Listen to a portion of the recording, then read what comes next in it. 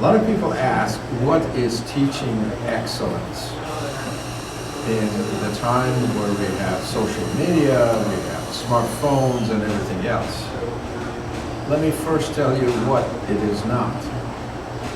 A professor who stands up in front of the class and uses Microsoft and comes up with all this list of things, PowerPoint, has lost and is not very effective.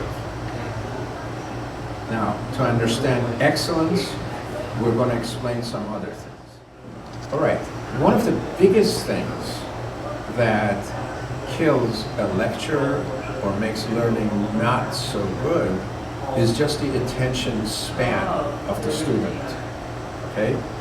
Let's take 5 minutes and I want you to go to Google or YouTube or whatever, and I want you to find out what is attention span of a goldfish according to Microsoft, and what is the attention span of a graduate student in college. In this new methodology, which is teaching excellence, you don't teach them what they are supposed to do by reading text, namely textbook or whatever else. You challenge them with an experiment. Okay, I just talked about Microsoft study on human attention span.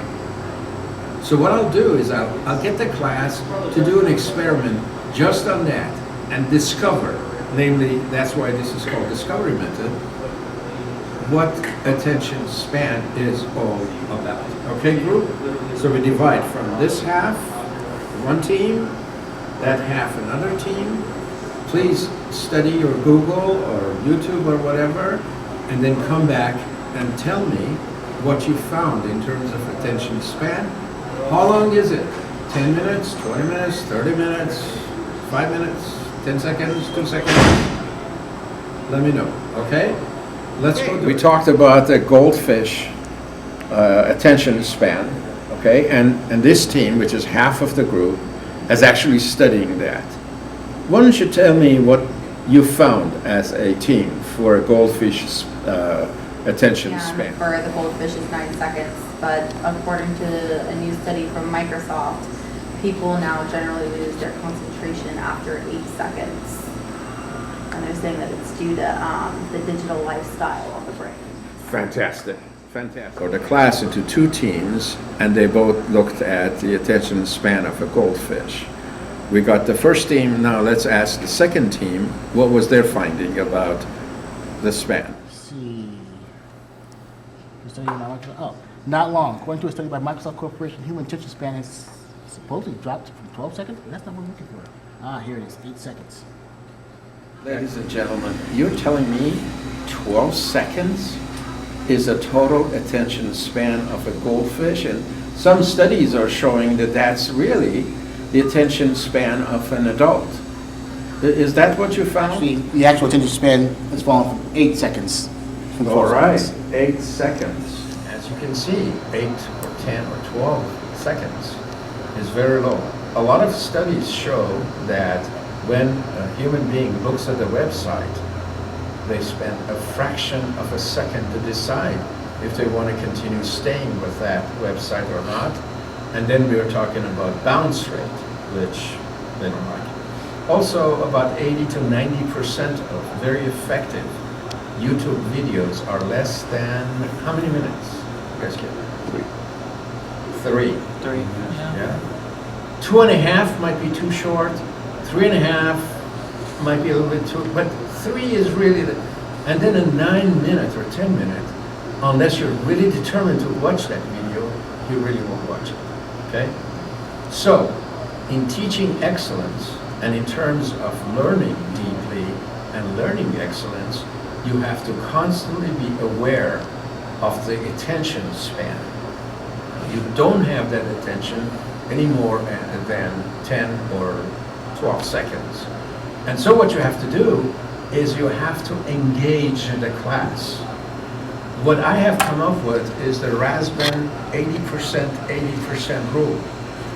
It says that the best, most effective way of teaching a class is that 80% of your students are participating, and also 80% of the time, they not only it is just the participation, but it's really the student who does experiments, understands and discovers. Because when you discover on your own, your chances of learning and then retention is by far better. We talked about leader.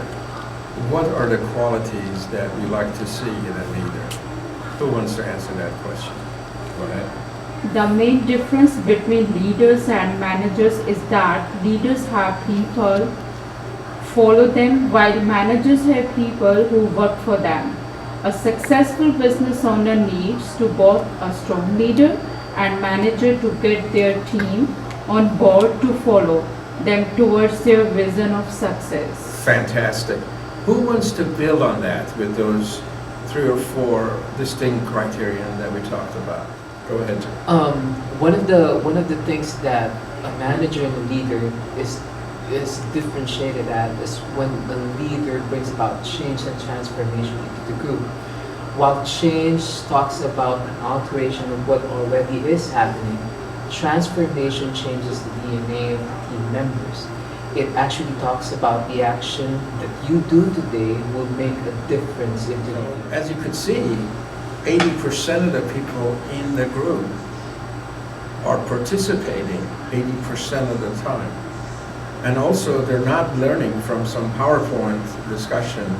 They're actually experimenting in the class, looking it up on Google or YouTube, Course Shell, whatever else, finding out what the answer is, and then you build on that. The reason why these PowerPoint things are not as effective in a management setting is that you can't give a book about swimming to somebody, have them read it, and you test them whether they understand that book, and then throw them in the water. Are they able to swim? No. What happens in these classrooms is that they experiment, they make mistakes, they learn to learn, and they evolve. In summary, you only have 8 to 10, 12 seconds of the attention. By getting the class to participate, by separation of learning from the grade, by being able to ask questions and get the class, 80% of the class, 80% of the time participate. In fact, an effective professor is nothing more than a facilitator. And once they learn on their own, they would be really outstanding. Let me also tell you a secret. It takes a lot less effort and it takes a lot less aggravation on the part of professor and the student to learn in this excellent way of teaching.